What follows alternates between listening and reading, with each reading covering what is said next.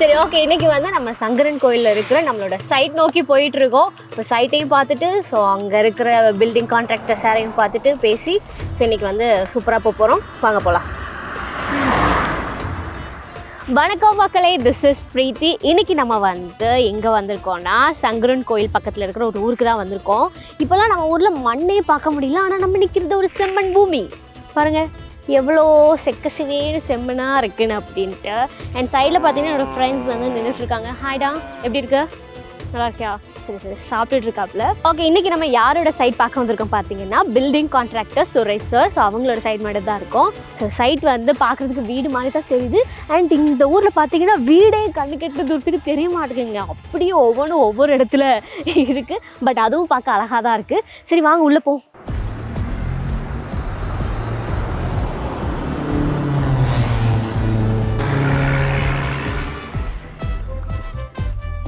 வணக்கம் சார். வணக்கம். எப்படி இருக்கீங்க? நல்லா இருக்கு மேடம். இப்போ நம்ம ஐஸ்வர்யம் யூடியூப் சேனல் சார்பாக உங்கள் ஊரில் உங்கள் சைட்டு முன்னாடி உங்களை பார்க்குறதுல ரொம்ப சந்தோஷம். Okay madam. ஸோ எப்படி போயிட்டு இருக்கு சார் உங்களோட ஒர்க்லாம்? சைட் எல்லாம் நல்லா போயிட்டு இருக்கு மேடம். எந்த பிரச்சனை இல்லை. இப்போ இங்கே இந்த ஊரில் பார்த்தீங்கன்னா வீடு வந்து அங்கங்கே தான் இருக்கு. ஆமாம், தனித்தனியாக இருக்கு. ரொம்ப டிஸ்டன்ஸ் மெயின்டைன் ஆகுது இல்லையா? ஆமாம், தனித்தனியாக இருக்கு. அது என்ன மேடம், ஊருக்குள்ள வந்து இடங்கள் கம்மி. ஓகே. இங்கே வந்து அங்கங்கே அவங்க இடங்கள் வந்து அதிகம் கிடக்கா. அதனால எல்லாருமே தனித்தனியாக அவங்க இடத்துல கட்டி கொடும்னு அங்கேயே கட்டிக்கிட்டு இருக்காங்க. இந்த வீடும் அதே மாதிரி தான், அது பக்கத்தில் பண்ணிக்கிட்டு இருக்கோம் ப்ராஜெக்ட். ஓ, இது இனிமேதான் பண்ணுவீங்களா? ஆமாம், இது வந்து இருக்கு. நான் அடுத்த மாதம் நெக்ஸ்ட் மாதம் இது இந்த வேலையை ஸ்டார்ட் பண்ணணும். இல்லை அவங்க சொந்த இடத்துல கொஞ்சம் லேட்டாக லேட்டாக கட்டாங்க. ஊருக்குள்ள வந்து எல்லாம் பழைய வீடுகள். அதனால அவங்க இருக்கும் எல்லாம் வெளியில இருக்காங்க. அதனால இப்போ நம்ம இங்கே கட்டுவோம்னு எல்லாம் ஒருத்தனா கட்டிக்கிட்டு இருக்காங்க. ஓகே. இப்போ நீங்க இந்த தொழிலில் எத்தனை வருஷமா இருக்கீங்க? நான் வந்து 2009ல இருந்து இருக்கு மேடம். 2009. அதுக்கு முன்னாடி என்ன தொழில் பண்ணிட்டு? அதுக்கு முன்னாடி நான் படிச்சுக்கிட்டு இருந்தேன். Diploma civil. அது படிக்கணும்னு படித்தேன். இந்த தொழில் இன்ட்ரெஸ்ட் எடுத்து நம்ம பண்ணோம். முத நமக்கு வந்து சொந்தக்காரங்கள் வேலை கொடுக்க யோசிச்சாங்க. படிப்பு வேற தொழில் வேற அப்படின்னு யாருனாலும் யோசிப்பாங்களா? இவன் கெட்டுவானான்னு நினைச்சாங்க. அடுத்து அப்போ அந்த விண்டு மில்லுங்க வந்திருந்தது. நான் அந்த விண்டு மில்ல ஒரு ரெண்டு வருஷ காலமாக வேலை பார்த்தேன். அப்போ விண்டு மில் வேற, நம்ம கன்ஸ்ட்ரக்ஷன் பில்டு வேற. அப்படிங்கிற நம்ம அதை கற்றுக்கணும்னு சென்னை போனேன். அங்கே ஒரு 4 வருஷம் அங்கே இருந்து இந்த மார்க்கிங் பண்ணுறது, எப்படி நம்ம மார்க் பண்ணணும், மூலமட்டம் எடுக்கிறது, அது ஒன்று நான் கற்றுக் கொடுத்தாங்க. அதை கற்றுக்கிட்டு வந்து ஒரு பக்கத்து ஒரு கிராமத்துக்காரர் தான், நான் உனக்கு வேலை இருக்கேன் நீ பண்ணு அப்படின்னாரு. அப்புறம் அது பிறகு மேசனு கையால் அவங்களாம் கூப்பிட்டு வேலை பார்த்தேன். அதை பொறுத்து தான் எனக்கு இங்கே வீடுகள் கொடுத்தாங்க மேடம். இந்த வீடை இன்னொரு ஆள் பண்ணிக்கிட்டு இருந்ததா நமக்கு அது பேர் நல்லா பண்ணுறான் இவனு கொடுப்பா அப்படின்னு நமக்கு கொடுத்தாங்க. இப்போ யாருமே கொடுக்க சான்ஸ் தரல, பட் இவங்க பண்றத பார்த்து ஆட்டோமேட்டிக்கா சான்ஸ் எல்லாம் வர ஆரம்பிச்சிருச்சு. சான்ஸ் அப்படியே பண்ணிட்டு இருக்காங்க. நீங்க சொன்னீங்க இல்லையா, நான் சான்ஸ் கேட்டேன் கொடுக்கல, அதுக்கப்புறம் ஒரு கிராமத்தாளு கொடுத்தாரு. அப்போ அது ஃபர்ஸ்ட் ஒர்க் வரும்போது இது வரைக்கும் நம்மளுக்கு யாருமே நமக்கு தரல, சான்ஸ் கொடுக்கல, இவர் தந்திருக்காரு. இவருக்கு வந்து நம்ம எல்லாமே பார்த்து பண்ணணும் அப்படின்னு ஒரு பயத்தோட தானே பண்ணிருக்கீங்க. பயத்தோட தான் பண்ணோம். நானும் சைட்ல இருந்து இது ஒண்ணுனா இப்படி பண்ணணும் அப்படின்னு கொத்தனாரு எல்லாத்தையும் சொல்லி ஒவ்வொரு ஒர்க்கா பண்ணி அவர் நீட்டா இருக்கு அப்படின்னு சொன்ன அப்புறம் தான் அடுத்த வேலையை அவர் சொல்லி இன்னொரு ஆள் எனக்கு வேலை கொடுத்தாரு. Okay okay. இப்போ நீங்க எப்படி நம்ம ஐஸ்வர்யம் பிராண்டுக்குள்ள வந்தீங்க சார்? ஐஸ்வர்யம் வந்து நான் அதிக வேற பிராண்ட் நிறைய எடுத்தேன் மேடம்.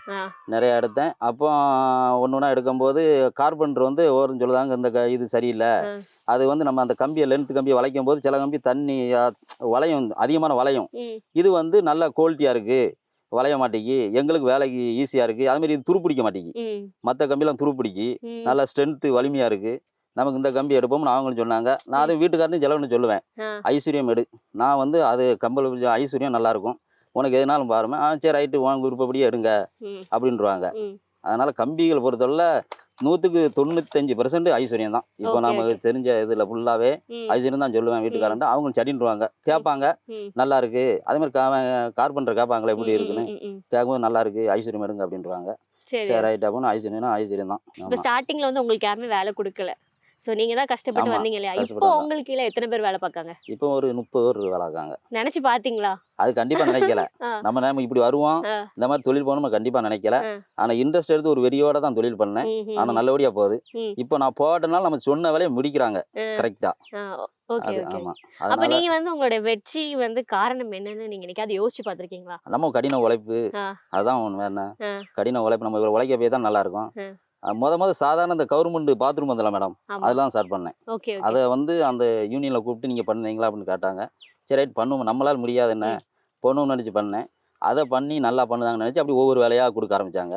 முதல் அடித்தளம் எனக்கு கவர்மெண்ட் ப்ராஜெக்ட் தான். ஓகே, அதுலேருந்து அப்படியே மேலே அதுலேருந்து அப்படியே வந்து அதை பண்ணோம். Okay okay. அதனால சரி நம்மளை நம்பி 20 பேர் இருக்காங்க, 30 பேர் இருக்காங்க, இவங்க அடுத்த ஆளுக்கு வேலைக்கு போகக்கூடாது, நம்மகிட்ட வேலைக்கு போகட்டும் அப்படின்னு நமக்கு லாபம் விளாட்டினாலும் உங்கள் சம்பளத்துக்கு அது வேலை. அதான் சொன்னேன் வேலைக்காரன், உங்கள் சம்பளத்துக்கு விளாடுங்க, எனக்கு லாபம் வேண்டாம், உங்கள் சம்பளம் எனக்கு கிடைச்சா போதும் அப்படின்னு சொல்லி தான் வேலை வைப்பேன். இப்போ உங்களுக்கு எத்தனை குழந்தைங்க சார்? எனக்கு 2 பையங்க, 2 ட்வின்ஸ். ஓ ட்வின்ஸ். ஓகே, 2 பேரும் என்ன பண்றாங்க? 2 பேரும் இப்போ யூகேஜி போய்கிட்டு இருக்காங்க. ரொம்ப குட்டி குட்டி பசங்க இல்லையா? சரி, நீங்க பசங்க வந்து ஃபியூச்சர்ல இப்படி ஆகணும் நீங்க எதுவும் டிசைட் பண்ணி வச்சிருக்கீங்களா? டிசைட் பண்ண ஒருத்தனை நம்ம லைனில் கொண்டு வரணும், இன்னொருத்தன் விருப்பப்படி ஏதோ அதை பண்ணி விடுவோம் அப்படின்னு. ட்வின்ஸ் வேற சொல்லிட்டீங்க. அப்ப யார் வந்து கன்ஸ்ட்ரக்ஷன் ஃபீல்ட் வர போறா? யார் மூத்தவன் தான் நம்ம லைன்ல வரது மாதிரி இருக்கு. ஏன்னா அப்பா எங்க வேலை ஆகாங்க என்ன ஆகான்னு கேட்பான் இப்பவே. ஆமா, ஓகே, அவன் தான் நம்ம லைன்ல வரது மாதிரி இருக்கு. சரி, சூப்பர் சார். இப்போ நீங்க இன்னும் வந்து இப்போ 30 பில்டிங் முடிச்சிருக்கீங்களா? இன்னும் 300 பில்டிங், 3000 பில்டிங். கண்டிப்பா நான் அதான் நினைக்கிறேன் மேடம். கண்டிப்பா அதான் நான் எதிர்பார்க்கேன். நல்லபடியா செஞ்சு கொடுக்கணும். மக்களும் கஷ்டப்படுறாங்க, நம்ம அவங்ககிட்ட அதிகமா எதிர்பார்க்க கூடாது. நல்லபடியா நம்ம பண்ணி கொடுப்போம். நமக்கு பேர் வேணும், அதான் மெயின். நாரு கட்டி கொடுக்காங்களா, சுரேஷ் அமதாத்தில் கட்டி கொடுக்காரா, அவருக்கு கொடுவோம். அப்புறம் இந்த ஏரியா உள்ள வரணும்னு நான் நினைச்சுக்கிட்டு இருக்கேன். Super super. அந்த 3000 30,000 அந்த பில்டிங்ல நம்ம ஐஸ்வர்யமும் இருக்கணும். கண்டிப்பா ஐஸ்வர்யம் 100% அதான் மேடம். அதோட எதுவும் மாற்ற மாட்டேன். எத்தனை வந்து சொன்னாங்க பிராண்டு, இப்போ திவாலி கூட வந்தாங்க. எனக்கு வேணா ஐஸ்வர்யம் வந்து நான் எடுத்துக்கிட்டு இருக்கேன், நல்லா இருக்கு, எனக்கு வேற பிராண்ட் வேண்டாம், தேவைன்னா சொல்லுதேன் அப்படின்னு நான் சொல்லிட்டேன். இது வரைக்கும் ஃபுல்லாக ஐஸ்வர்யம் தான். நம்ம எங்கெங்கே போகிறோமோ அனைத்து வீடுகளையும் வீட்டுக்காரே சொல்லுவேன் ஐஸ்வர்யம் தான் எடுக்கணும், நல்லா இருக்கும். அக்ரிமெண்ட்டில் போட்டாலுமே ஐஸ்வர்யம் தான் போடுவேன். ஐஸ்வர்யம் 2-3 பிராண்டை போடுவேன், வேற எந்த பிராண்ட் போடணும். இதில் வந்து ஜாய்ஸ் முக்கியத்துவம் ஐஸ்வர்யத்தை கொடுங்க. அதுக்கப்புறம் உங்கள் வீட்டை மாட்ட கேட்டு உங்களுக்கு எது தேவையோ நீங்கள் அதை சொல்லுங்கள், அதை எடுத்து கொடுவோம்னே. சரி ரைட்டு, ஒன்றும் பிரச்சனை இல்லை, நம்ம ஐஸ்வர்யமே எடுப்போம். நம்ம சொன்னதெல்லாம் கேட்பாங்க, அவங்க அங்கங்கே டிசைட் பண்ணுவாங்க, கேட்பான். சரி ஐஸ்வர்யம் நல்லா இருக்கலாம்னு சொல்லுதாங்களா, நிறைய ஆள்ட்டையும் வெளியாள்ட்டையும் கேட்பாங்க. நம்மளும் ஐஸ்வர்யம் நல்லா இருக்கு, இதில் எடுத்துருவோம், வேற எதுக்கு, சரி போன் போடு அப்படின்பாங்க. நான் போன் போடுவாங்க, வந்துடும். Okay okay. இப்போ நீங்க இவ்வளவு ஆணித்தரமா ஐஸ்வர்யம் தான் எடுக்கணும்னு சொல்றீங்க. அப்ப நீங்க வந்து உங்க சரௌண்டிங்ல இருக்கவங்களுக்கு ரெக்கமெண்ட் பண்ணிருக்கீங்களா நம்ம பிராண்ட பத்தி? ஆமா, எல்லாம் நான் என் வேலை இல்லாத அடுத்த ஆளுக்கும் நான் ரெக்கமெண்ட் பண்ணியிருக்கேன். இந்த மாதிரி அங்க போங்க, ஐஸ்வர்யம் இருக்கும், நல்லா இருக்கும், அந்த கம்பி எடு அப்படின்னு சொல்லியிருக்கேன். அதே மாதிரி கொடுத்துருக்காங்க, எடுத்திருக்காங்க. என்னோட வேலை தவிர நிறைய ஒரு சப்போர்ட் பண்ணியிருக்கேன். Super super. உங்களோட முயற்சி வந்து இன்னும் தொடரட்டும், நிறைய கன்ஸ்ட்ரக்ட் நீங்க பண்ணட்டும் அப்படின்னு சொல்லிட்டு நாங்க வாழ்த்துறோம். Thank you so much. வணக்கம் மேடம். தேங்க்யூ. ஸோ நம்ம எப்பவுமே வந்து சைட் வந்து வெளியே வச்சு தான் பார்த்து பேசி அப்படிலாம் இருந்திருக்கோம் இல்லையா? ஸோ இன்னைக்கு டிஃப்ரெண்ட்டாக வந்து சைட்குள்ளே என்ன இருக்குது, ரூம்லாம் எப்படி செட் பண்ணியிருக்காங்க, ஹால் எப்படி செட் பண்ணியிருக்காங்க, கிச்சன் எப்படி செட் பண்ணியிருக்காங்க அப்படின்னு சொல்லிட்டு வந்திருக்கேன். ஸோ நான் ஒரு பேசிக்கலி ஒரு பெரிய குக், அதனால ஸ்டார்டிங் ஃப்ரம் கிச்சன்லேருந்தே வந்துடலாம்.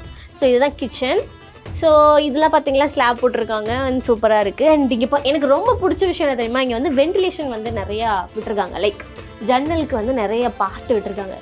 ஸோ அப்படியே இயற்கை காற்றோடு நம்மளும் சுவாசித்து அப்படியே வந்து சுகமாக இருக்கலாம். நிறைய வந்து சூப்பராக சமைப்பேன், பட் என்ன சாப்பிட தான் முடியாது, பட் இட்ஸ் ஓகே. கிச்சன் முடிச்சாச்சுல, அடுத்தது ஹால் பார்க்கலாமாங்க.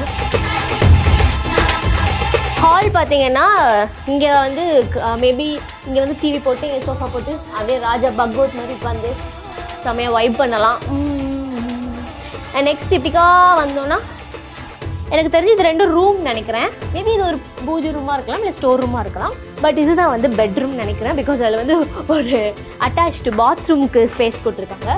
இங்கே தான் அழகாக வந்து பெட் போட்டிருப்பாங்க இல்லையா? ஸோ காலையில் தூங்கி எழுந்திரிச்ச உடனே இதுதான் ஜன்னல். ஸோ இந்த ஜன்னலை இப்படியே ஓப்பன் பண்ணிவிட்டு ஒரு கப் ஆஃப் டீ குடிச்சிட்டே இந்த இயற்கையை ரசிக்கிற சுகம் இருக்கு இல்லையா, அது செம்ம சூப்பராக இருக்கும். ஸோ இந்த வீட்டுக்காரங்க வந்து ரொம்ப கொடுத்து வச்சவங்க. அண்ட் ஓகே மக்களே, இன்றைக்கி வந்து நம்ம சங்கரன் கோவில் வந்தோம், இந்த வீட்டை சுற்றி பார்த்தோம், பில்டிங் கான்ட்ராக்டரை மீட் பண்ணோம், அண்ட் நம்மளோட ஃப்ரெண்ட்ஸை பார்த்தோம். ஸோ இதே மாதிரி அடுத்த ஒரு இது நம்ம வேறு எபிசோடில் உங்களை சந்திக்கும் வரை உங்களிடமிருந்து விடைபெறுவது பிரீத்திகா. என்றென்றும் ஐஸ்வர்யம், எங்கெங்கும் ஐஸ்வர்யம். Bye bye, take care.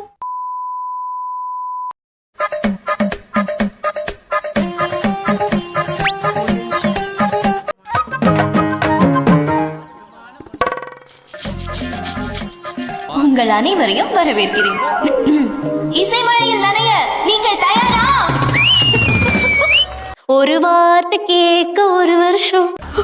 நீ ஹாரிஸ் ஜெயராஜ் ஹிட்ஸ்ன்னு ஒரு பாட்டு பாடுவிய, மங்க நிலாவில தங்க, அதை கேட்கும் போதெல்லாம் என்னை யாரும் தேட வேண்டாம் அப்படின்னு எழுதி வச்சுட்டு எங்கேயாவது கண்காணாத இடத்துக்கு போயிடலாம் போல தோணும்.